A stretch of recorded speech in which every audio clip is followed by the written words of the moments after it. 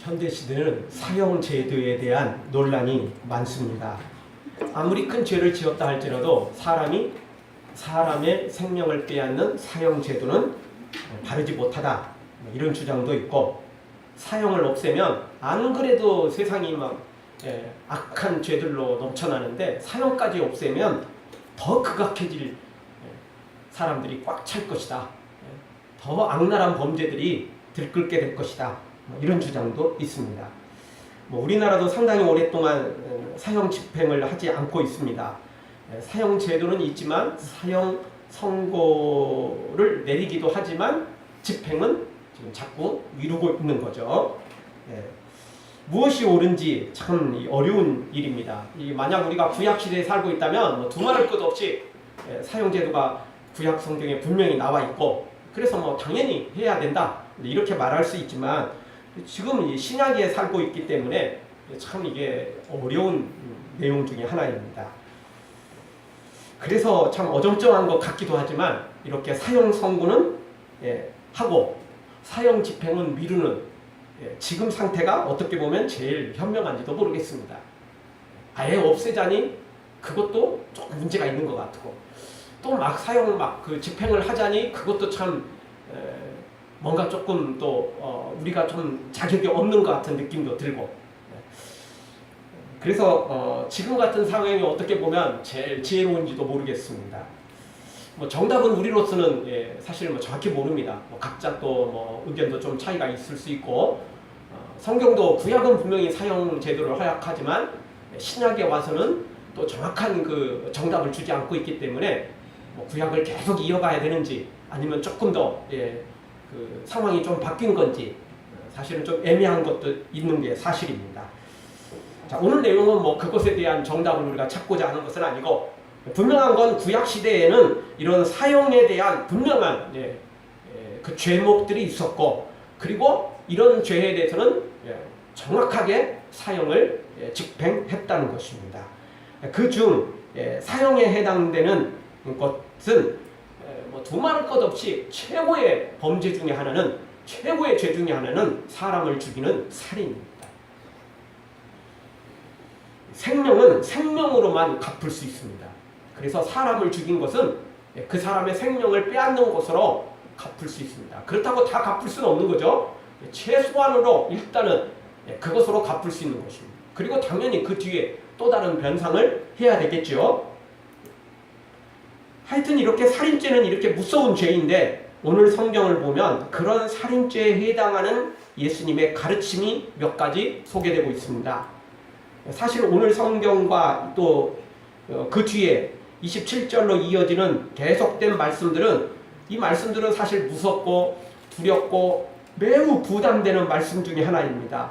그래서 이런 성경은 가능하면 그냥 넘어갔으면 좋겠고, 또 못 들은 채 했으면 좋겠고, 한 귀로 듣고 한 귀로 흘렸으면 하는 마음이 사실 들 정도로 그렇게 부담스러운 말씀이 사실입니다.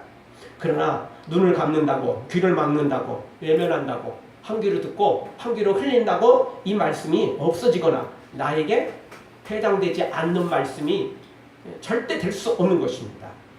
그래서 피할 수 없으면 즐기라고요. 어떻게 할 수 없는 거니까, 피할 수 있는 방법은 없는 거니까 차라리 이 말씀을 우리가 즐기는 것이, 차라리 이 말씀을 적극적으로 받아들이고 뭔가 새로운 것을 모색하는 것이 우리가 가장 지혜로운 방법이라고 볼 수 있습니다.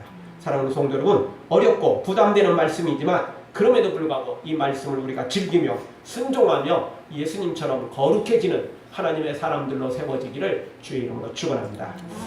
자, 오늘 성경 통해서 첫 번째 주시는 말씀은 분노와 미움은 살인이라는 것입니다. 살인만이 살인이 아니고 분노를 내는 것도, 그리고 미워하는 것도 살인에 해당된다는 것입니다. 22절에 보면 형제에게 노하는 자, 라가라 하는 자, 즉 미련한 놈, 이렇게 저주를 퍼붓는 것이 살인죄와 같다라고 예수님이 말씀해 주신 것입니다. 이 얼마나 무섭고 두려운 말씀입니까? 형제에게 노하고 미련한 놈이라고 했다고, 이 살인죄와 같다고 말씀하시는 예수님의 말씀, 좀 너무 심하다 싶을 정도고, 너무 이거 과장시킨 거 아니냐 싶을 정도로 이 말씀이 굉장히 무서운 말씀입니다. 물론 오늘 말씀은 이 단어 자체만 봐서는 안 됩니다. 예수님께서 이렇게 말씀하신 의도를 조금 알아야 됩니다.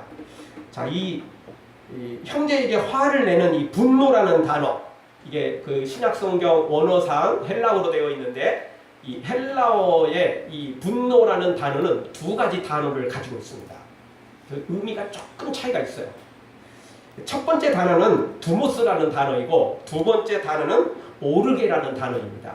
이 두모스라는 단어는 냄비처럼 금방 끓지만 또 금방 식어버리는 그런 걸 가리킵니다. 즉, 사람이 갑자기 흥분해서 갑자기 또 화가 나서 화를 막 쏟아부어요. 그렇지만 뒤돌아서서 금방 다 식어버려요. 우리 그럴 때 많잖아요.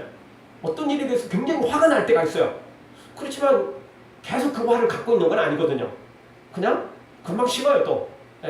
그냥 그때만 지나고 나면, 시간이 조금 지나고 나면 굳이 뭐 사실 알고 보면 그렇게 열릴 것도 아닌데 뭐 그럴 수도 있겠지 뭐. 또 우리가 또 이해를 해요. 그렇죠? 그럴 때가 참 많아요. 이런 분노가 바로 이 두모스라는 단어입니다. 그런데 두 번째 단어는 조금 다른 의미입니다. 오르게라는 이 단어는, 이 분노라는 이 단어는 그런 의미가 아니고, 이 오르게라는 이 분노는 식지 않는 분노를 가리킵니다.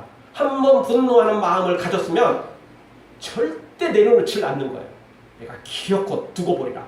너 두고 봐. 너 반드시 내가 너에게 이 원수를 10배, 100배, 1000만 배 갖고 말 거야. 이런 마음. 이게 오르게라는 두 번째 분노라는 단어입니다. 그래서 뭐 어떤 분노이든지 예수님의 이 말씀하신 이 분노 속에 뭐 어느 정도 포함될 수도 있겠지만, 사실 예수님께서 말씀하시는 이 분노라는 이 단어 속에 의미는 두 번째 단어라고 봐야 됩니다. 화났다고 막 다 지옥 떨어지면 여기 천국 갈 사람 누가 있겠어요? 아무도 없죠. 아무도 없죠. 근데 이 두 번째, 화났다고 막 그걸 꾹꾹 막 가슴에 막 쌓아놓는 거예요. 예, 그 분노를 쌓아두고, 분노가 쌓고 쌓이면 어떻게 되죠? 미움을 지나쳐서 증오가 되는 거죠. 모든 사람을 자기하고 반대되는 사람은 다 원수 취급하는 거예요. 그렇죠? 이런 분노를 가지고 미련한 놈, 저주를 퍼붓는 거예요. 뭐 그렇다고 우리가 농담으로라도 사실 뭐 미련한 놈, 뭐 이렇게 하는 건 좋지는 않습니다. 그런데 농담으로 하는 말과 진짜 저주를 담아서 퍼붓는 말과는 천지 차이가 되는 거죠. 일본 사람들은 참 이 실험을 아주 재밌게 잘합니다.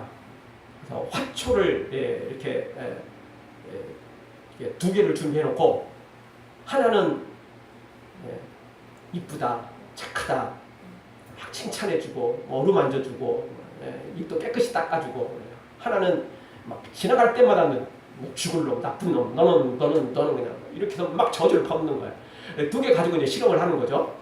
근데 신기하게도 참 착하다, 이쁘다, 이놈은 잘 자라는데, 지나갈 때마다 막 저주를 퍼붓고 지나갈 때마다 막 욕을 해대는 이놈은 시들시들해서 말라 죽어가더라고요. 하여튼 일본 사람들은 그런 것들 참 실험을 잘합니다. 그리고 또 한쪽에는 막 클래식 음악을 틀어주고, 또 한쪽에는 막 시끄럽고 막 아주 막 그 정신 하나도 없는 막 이런 음악 틀어놓고 또 뭐 그런 것도 실험하고 별걸 또 다 실험합니다. 하여튼 우리가 이런 식물조차도, 이런 화초조차도 칭찬해주는 것과 저주를 퍼붓는 것은 천지 차이가 나는데, 사람이 오죽하겠어요? 감정이 있고 그것에 대해서 상처를 받고 그것에 대해서 아주 용기를 얻는 더 민감한 우리 사람들은 오죽하겠냐고요. 그래서 오늘 성경에 단순히 그냥 라가, 미련한 놈, 나쁜 놈, 죽을 놈, 그냥 이런 농담상으로라도 이런 말을 하는 것은 좋지는 않습니다. 옛날 우리 어르신들 그냥 욕하는 거 보면 진짜 너무 심하다 싶은 욕들을 많이 했어요. 그러다 보니까 정말 더 못 살았는지도 몰라요. 아이들이 더 상처를 받았어요. 기왕이면 욕을 정 욕하고 싶으면 이 잘될놈, 이 흥할 놈, 그나마 우리 어르신들 농담삼아 맨날 옛날 코도 참 많이 흘렸잖아요. 그냥 원래 영양이 부족하면 코를 그렇게 많이 흘린다는 거예요. 요즘 애들은 코 흘리는 거 없잖아요. 근데 옛날 애들은 다 코 이렇게 흘렸잖아요. 막 속이 옷이 막 이렇게 막 이게 딱지가 질 정도로. 왜 그러냐? 영양이 부족하면 그게 코가 많이 나오는데, 부족하면 그게 코가 많이 나오는데. 어쨌든 그냥 그나마 그래도 흥해 일어나라고 그나마 흥했어요. 네. 하여튼요, 욕을 하더라도요, 기왕이면 흥할 놈, 잘될 놈, 번창할 놈, 복받을 놈, 천국 갈 놈, 이렇게 좀 하라고요. 그게 그냥 썩을 놈, 오살할 놈, 무슨 뭐 별스러운 욕을 퍼부으니까 그렇게 될 수밖에 없잖아요. 사람이 안 그래도 사람은 그런 거에 영향을 받는데, 본인이 기분 좋고 본인이 자존감이 있고 본인이 정말 어떤 그 자긍심이 있으면 그런 거 그냥 듣고 흘려버리지만, 본인이 스트레스 받고 본인이 지금 굉장히 그 슬픔에 빠져 있고 자괴감에 빠져 있고 본인이 지금 시험에 빠져 있을 때는 그런 말들이 고스란히 그게 마음에 쌓이게 되는 거예요. 상처가 되는 거죠. 실족하게 되는 거죠. 그래서 예수님께서 이런 저주스러운 이런 분노, 이런 말들을 하는 사람은 어떻게 된다고요? 정확히 보세요. 22절 하반절. 미련한 놈이나 하는 자는 지옥불에 들어가게 되리라. 물론 그 앞에서부터 해당되는 거겠죠. 예. 그냥 미련한 놈 한마디 했다고 지옥 가는 게 아니고, 이렇게 저주를 품고 이렇게 분노를 품고, 너는 죽어야 돼, 이런 마음을 갖는 사람, 이런 분노와 징후를 가진 사람, 이렇게 살아가는 사람, 이렇게 말하는 사람, 이런 사람들이 결국 지옥불에 떨어진다는 것입니다. 왜냐하면 하나님의 사람들은 하나님의 사랑을 받았기 때문에 잠시 잠깐 욱할 수도 있어요. 화가 날 수도 있어요. 그러나 주님의 사랑을 내가 많이 받았기 때문에 나 같은 죄인도 하나님께 용서함 받았는데 그럴 수도 있겠지 뭐. 그리고는 또 조금 있으면 또 이해를 해준다고요. 용서를 해준다고요. 그거 꿍 하고 그냥 죽어도 이거 갚아야 되고, 그냥 한 대 맞았으면 10대를 때려야 되고 막, 이런 삶은 아니라는 것입니다. 예수님을 진짜 믿는 사람들은 한순간 욱할 수도 있고 한순간 화가 날 수도 있고 한순간 분노가 일어날 수도 있지만, 뒤돌아서서는 주님의 사랑으로 그걸 사귀고 주님의 사랑으로 그걸 다시 다독이고, 그리고 주님의 사랑으로 또 용서하고 또 기회를 주고 은혜를 함께 나누는 사람, 이게 예수님의 사람이라는 것입니다. 그렇게 못한 사람, 당연히 예수님을 가짜로 믿는 거니까 당연히 지옥불에 떨어진다. 오늘 성경에 그렇게 표현할 것입니다. 그래서 성경은 악은 모든 모양이라도 버리라는 겁니다. 이런 거 하여튼 농담으로라도 안 하는 게 좋습니다. 기왕이면. 근데 사람이 뭐 또 농담도 않고 뭐 그냥 뭐 꼭 바른 말만 하고 꼭 필요한 말만 하고 이러면 너무 재미없습니다. 사실 저도 말을 뭐 많이 안 하기 때문에 별로, 저 같은 사람 별로 재미없습니다. 근데 또 뭐 말을 잘하는 사람, 재미있기는 하지만 이런 사람들은 꼭 또 다른 사람한테 재미있게 하면서도 또 상처를 주는 게 사실입니다. 그러니까 너무 말을 안 하는 것도 좋지 않고 너무 말을 많이 하는 것도 별로 그렇게 좋지 않고, 사람이 참 균형이 있어야 돼요. 그러니까 필요할 때 딱 말하는, 진짜 은쟁반의 금사가 같은 말, 꼭 필요할 때 꼭 필요한 말을 할 줄 아는 사람, 그게 정말 예수님과 같은 삶을 살아가는 사람이라고 볼 수 있을 것입니다. 자, 구체적으로 오늘 말씀뿐만 아니라 요한일서 3장 15절에서는 이렇게 말씀하십니다. 그 형제를 미워하는 자마다 살인하는 자니 살인하는 자마다 영생이 그 속에 거하지 아니하는 것을 너희가 아는 바라. 미워하면 이미 살인했다라고 말하는 겁니다. 실제 살인하고 미워하는 거하고 어떻게 똑같겠습니까? 그럼에도 불구하고 결국 그 미워하는 마음이 징후로 변질되고 징후가 결국 살인을 낳게 되는 것입니다. 여러분, 세상에 사람이 사람을 죽이는 일들이 이따금씩 일어나는데, 처음부터 계획적으로 죽이겠다 이런 사람들도 있긴 있어요. 그러나 대부분은 어떻게 일어나죠? 우발적으로 일어나는 겁니다. 묵해서 일어나는 겁니다. 갑자기 화가 나가지고 일어나는 겁니다. 나 이렇게까지는 안 하려고 했는데 그렇게 됐다고 보통 말합니다. 그게 뭐 빠져나가려고 하는 것도 있을 수는 있겠지만 대부분 사실 또 실제 그렇다는 거죠. 그래서 이 미워하는 마음부터 우리에게 없애야 되는 것입니다. 잠언 16장 2절 사람의 행위가 자기 보기에는 모두 깨끗하여도 여호와는 심령을 감찰하시느니라. 나 사람 안 죽였거든. 그렇다고 나는 의로워. 나는 의로운 사람이야. 나는 깨끗한 사람이야. 나는 정직한 사람이야. 이렇게 큰 소리 칠 수 없다는 겁니다. 우리 마음이 미움으로 가득 차 있다면 이미 우리는 살인죄와 별 다름이 없는 모습으로 살아가고 있다는 것입니다.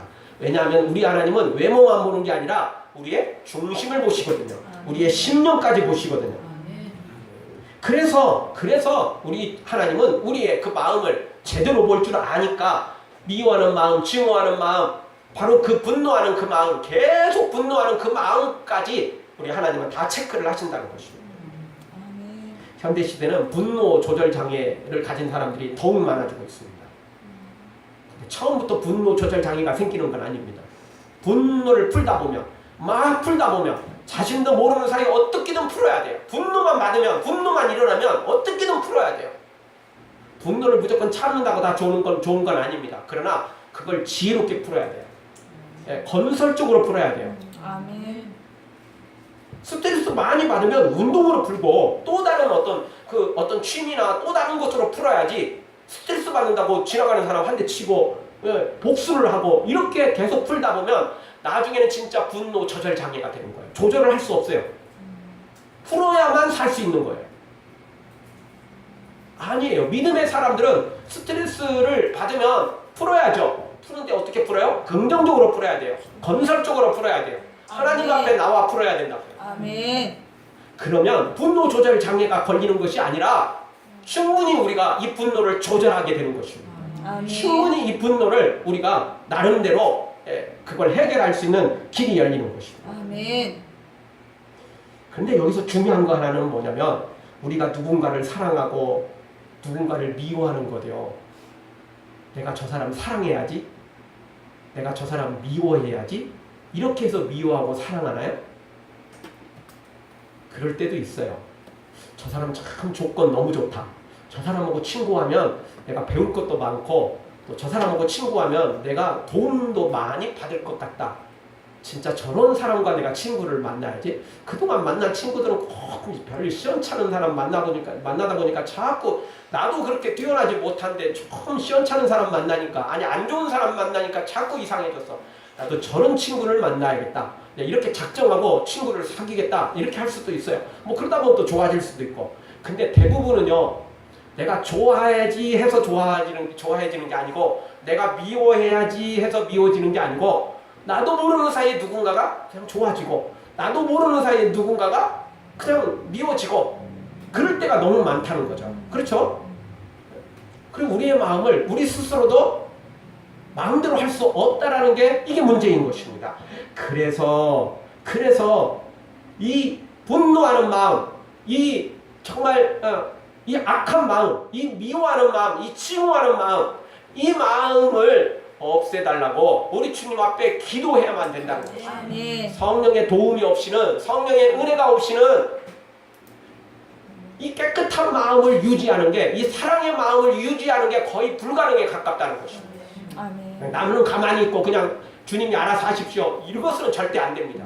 그래서 성경은 무릇 지킬 만한 것보다 너의 마음을 지키라, 이렇게 말씀하지 않습니까? 근데 우리 스스로 지킨다고 다 지키는 게 아니에요. 나도 지켜야 되고, 나도 노력해야 되고, 나도 그 부분을 열심을 내야 되지만, 더 중요한 건 성령의 은혜가 필요합니다. 성령의 도우심이 필요합니다. 정말 악한 마음 갖지 않도록, 미운 마음이 들다가도 그 미운 마음이 얼른 사라지도록 성령님께서 우리의 마음을 주관해 달라고, 성령님께서 우리의 마음을 새롭게 해달라고 기도해야 되고, 또 그런 은혜가 임해야만 되는 것입니다. 사랑하는 성도 여러분, 분노와 미움, 상처를 주는 말들, 행위들 다 버리되 우리의 힘으로는 부족하기 때문에 성령님께서 우리를 도우심으로, 우리의 마음을 붙잡아 주심으로, 미움보다는 사랑이, 다툼보다는 일치와 그리고 협력하는 이 놀라운 은혜의 마음들, 사랑의 마음들, 예수님의 마음이 우리 가운데 가득 넘치기를 주의 이름으로 축원합니다. 우리 다 같이 한번 따라서 하겠습니다. 분노와 미움은 살인죄입니다. 분노와 미움은 살인죄입니다. 성령님, 성령님이 우리 마음을 지켜주십시오. 우리 마음을 지켜주십시오. 아멘. 마음대로 안 되기 때문에 이런 기도가 필요하고 이런 소원이 필요한 것입니다. 아멘. 나도 노력해야 되지만 성령님의 도우심이 필요한 것입니다. 아멘. 두 번째 주시는 말씀은 누구에게 원망 들을 만한 일이 있으면 무조건 화해하라는 것입니다. 원망 들을 일이 있으면 앞뒤 가리지 말고 화해하라는 겁니다. 자존심 내세우지 마세요. 네? 후배도 상관없습니다. 부하도 상관없습니다. 뭐 이것저것 다 체면차려다가 뭐 하자고요. 우리에게 필요한 건 화해하는 일이지, 우리에게 필요한 건 내가 상처 준 일을 회복하는 일이지 절대 자존심이 아닌 것입니다. 23절 24절에 보면 형제에게 원망 들을 만한 일이 있거든 예물을 제단 앞에 두고 먼저 가서 화해하고 와서 예물을 드리라는 것입니다. 이거 다른 말로 바꾸면, 지금 말로 바꾸면 예배에 나오기 전에 내가 혹 사람에게 잘못한 일이 있는지 없는지 확인하고 오라는 거예요. 그래서 잘못한 게 있으면 가서 화해하고, 너무 멀어서 화해가 불가능하다면 일단 전화상으로라도 화해를 청한 다음에, 그리고 우리가 오늘 오후라도 아니면 다음 시간 날 때라도 만나자. 내가 사실 그 부분에 생각해 보니까 내가 오늘 교회 가려고 다시 한번 기도해 보니까 주님의 말씀을 다시 한번 되새겨 보니까 이건 내가 너무 잘못한 것 같다. 화해하라는 거예요. 청하라는 거예요. 그리고 와서 예배하라. 이렇게 오늘 성경이 말하고 있습니다. 자, 이걸 뒤집어 보면 화해도 하지 않고 사과도 하지 않고 예배하는 것은 결국 헛것이 된다는 거예요. 그러니까 먼저 이것부터 하라는 거 아닙니까?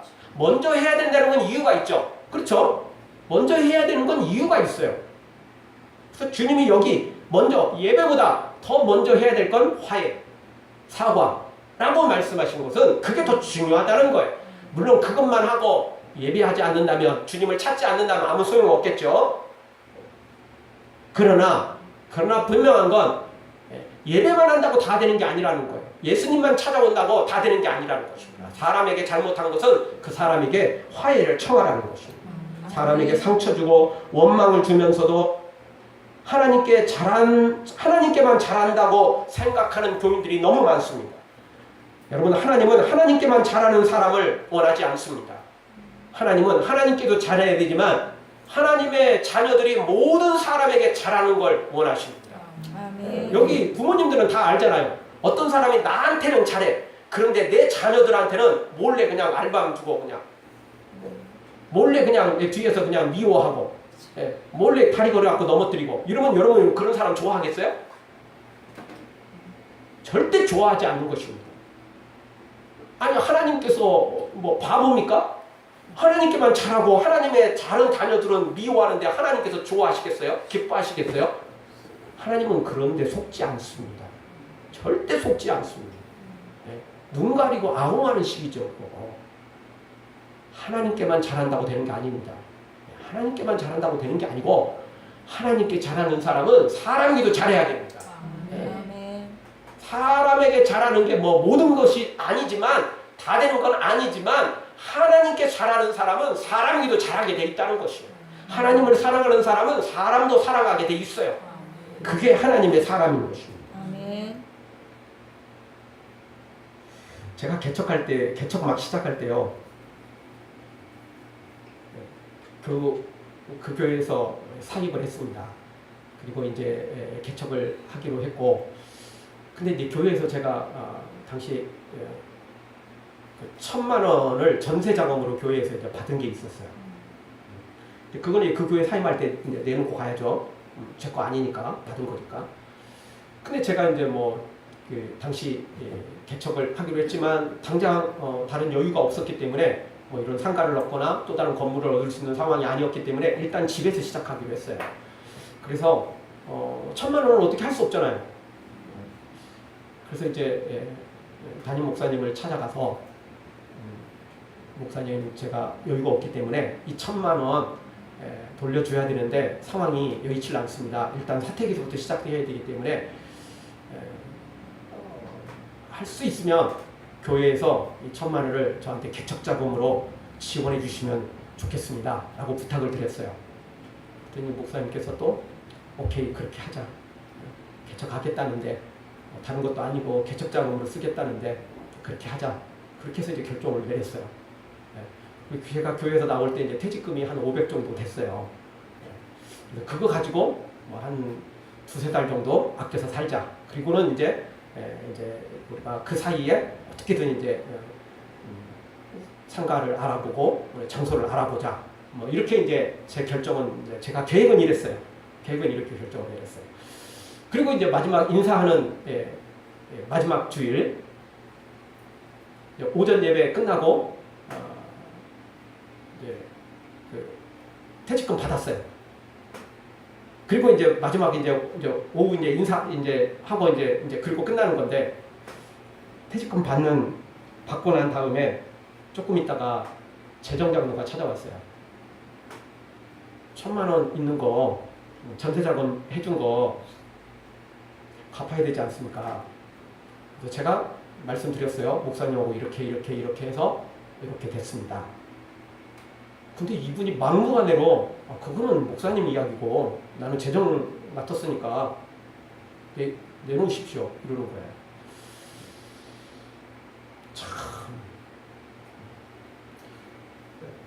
그래서 뭐 어떻게 합니까? 거기서 뭐 싸웁니까? 싸운다고 될 일도 아니죠. 그래서 줬어요. 맞는 거니까 줘야 되겠죠. 또 달라고 하는데 뭐 어떻게 하겠어요.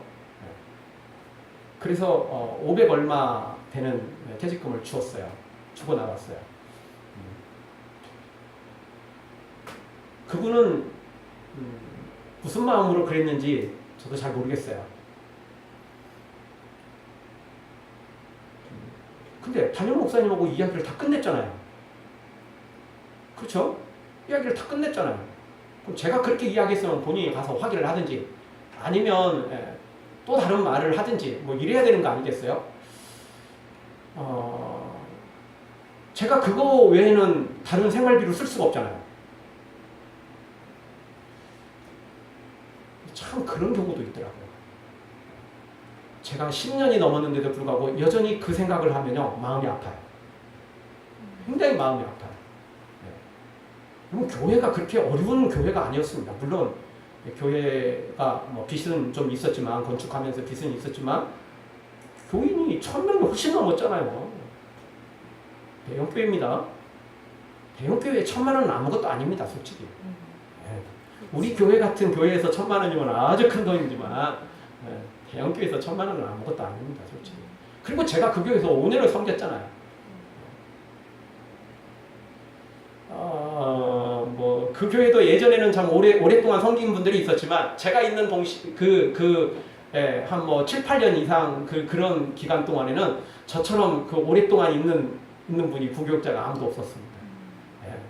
그냥 짧게 기간이 굉장히 짧았지만 5년 동안 있었던 사람은 뭐 거의 없었거든요. 그래도 그렇게 충성했는데 헌신했는데 그래서 참 제가 굉장히 마음이 아팠어요. 그래서 하나님은 어떻게 평가하실지 모릅니다. 그런데요, 여러분 본인은 교회를 위한다고 생각했을지 몰라요. 그분은 교회를 위한다고 했을지 몰라요. 그러나 그건 교회를 위하는 게 아닙니다. 아니 여러분 제가 무슨 뭐 딴짓하기 위해서 그 돈을 떼먹은 겁니까? 아니잖아요. 아니 무슨 뭐 제가 무슨 돈 빌려가지고 뭐 떼먹은 겁니까? 아니잖아요.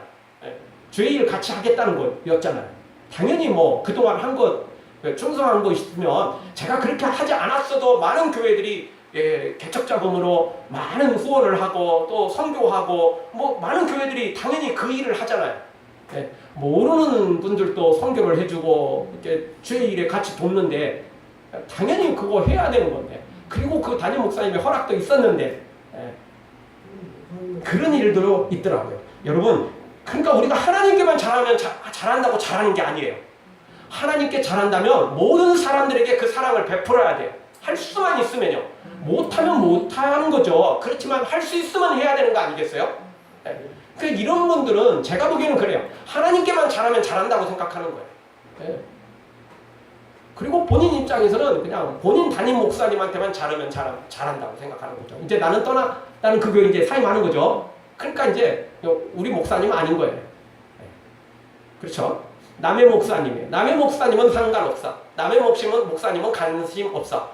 남의 집사님, 다른 교회 장로님, 다른 교회 성도는 관심 없어. 나는 우리 교회, 우리 뭐 다락방, 우리 구역, 뭐 이런 거 우리 부서 이런 것만 챙기는 사람 바르지 못한 겁니다. 몰라도 한참 모르는 겁니다.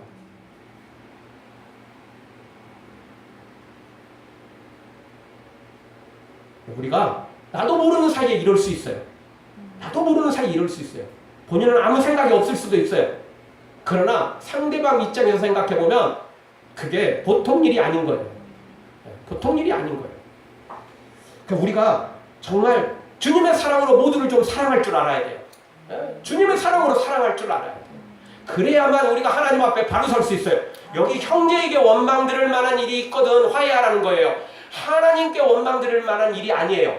누구에게 원망 들을 만한 일? 사람에게, 형제에게 원망 들을 만한 일이 있거든 가서 화해하라는 거예요. 그리고 와서 예물을 드리라는 거예요. 물론 예매한 게 있을 수 있어요. 이게 본인은 서운할지 몰라도, 본인은 원망할지 몰라도 이게 객관적으로 아닐 수가 있거든요. 애매한 것들이 있을 수는 있어요. 그럼에도 불구하고 여러분, 애매한 것조차도 우리는 가능하면 풀어야 돼요. 애매한 거니까. 정확한 거 아니잖아요. 이건 그 사람이 100% 오해한 거고, 이거는 100% 그 사람이 스스로 원망하는 거니까 나는 아무 잘못 없어. 이러면 몰라도 애매하다면 풀어야 돼요. 애매하다면 풀어야 돼요. 그게 우리가 하나님 앞에 바로 서는 것입니다. 화해하세요, 화해하세요. 마음의 문을 열고 손을 내밀어, 손을 내밀어 인사를 나누세요. 우리는 주님의 사랑으로 사랑하며 살아야지 누군가에게 원망 들을 만한 일, 누군가에게 상처 주는 일, 누군가에게 아픔을 주는 일들은 하지 말아야 돼요. 혹 그런 일이 있다면 빨리 화해해야 돼요. 사과해야 돼요. 풀어야 돼요. 그래야 하나님과 우리 사이가 막힘이 없어지는 거죠. 그것 때문에 우리와 하나님 사이에 담이 생겨요. 그것 때문에 우리와 하나님 사이에 문제가 생긴다는 것입니다. 사랑하는 성도 여러분, 하나님께만 잘하려고 하지 말고 하나님의 자녀들인 모든 사람에게도 하나님의 사랑으로 사랑하는 우리 모두가 되어지기를 주의 이름으로 축원합니다. 다시 한번 따라서 하겠습니다. 원망 들을 만한 일이 있으면 먼저 화해합시다. 마지막 세 번째 주시는 말씀은 대적에게도 빨리 화해를 청하라는 것입니다. 25절에 보면 심지어 소송을 하고 있는 사람들에게도 할 수만 있거든 화해하라고 말합니다. 소송이면 사실 소송 걸렸다는 이야기는, 여러분 소송 걸렸는데 야 뭐 소송은 걸렸지만 너하고 나하고는 그냥 그냥 친구처럼 지내자 이럴 수 있어요? 소송이 걸리면 그럴 수 없는 거예요, 솔직히. 그거 거의 원수같이 변하는 거예요. 솔직히 소송이 걸리는데 그게 뭐 소송은 소송이고 그냥 너하고 나는 그냥 없는 것처럼 그냥 그런 건 사실 현실적으로 불가능한 일이에요. 가까워. 소송이 걸리면요, 여러분 절대 그렇게 될 수가 없는 거예요. 그런데 오늘 성경에 보니까 소송 걸린 사람에게도 할 수 있거든 화해를 청하라는 거예요. 특히 내가 잘못한 거 있으면 도발할 것도 없죠. 당연히 소송에서 또 패하면 더 큰일 나니까 그런 일이 벌어지긴 해 더 빨리 화해를 청하라는 거예요. 그리고 설사 내가 소송에서 잘못한 일이 없더라도 화해를 청할 수만 있으면 하라는 겁니다. 상대방이 원치 않는데 할 수는 없겠죠. 그럼에도 할 수만 있거든 하라는 겁니다. 그래서 로마서 말씀, 너희는 할 수 있거든 모든 사랑하고 평화하라는 거. 할 수만 있으면, 일방적으로는 할 수는 없어요.